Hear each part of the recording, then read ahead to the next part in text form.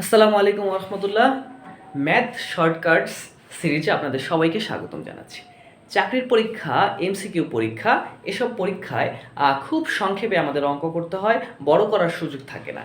তো কিভাবে সংক্ষেপে অঙ্ক করতে হয় সে ব্যাপারে আমাদের এই পর্ব থাকছে। আজকে আমরা শিখব ভগ্নাংশের বড় ছোট কিভাবে নির্ণয় করতে হয় দ্রুততম সময়ে, শর্টকাট সময়ে। তো এখন এখানে আমরা প্রথমেই ভগ্নাংশ দুটো লিখে দিব। ভগ্নাংশ দুটো আমি লিখে নিলাম। তো ভগ্নাংশ দুটো লেখার পর এই ভগ্নাংশের উপরের অংশ আর এই ভগ্নাংশের উপরের অংশকে গোল্লা দিব।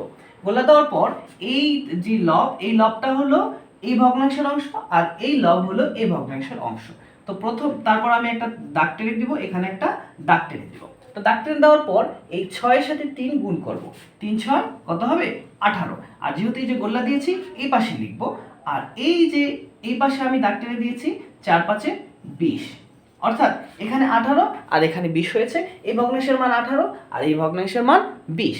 তো এখন 18 থেকে 20 কি ছোট, তাহলে 18 ছোট চিহ্ন, তাহলে এই ভগ্নাংশটা কি হবে? এইভাবে ছোট হবে।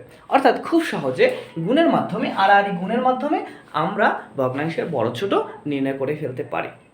আজকে এই পর্যন্তই। আসসালামু আলাইকুম।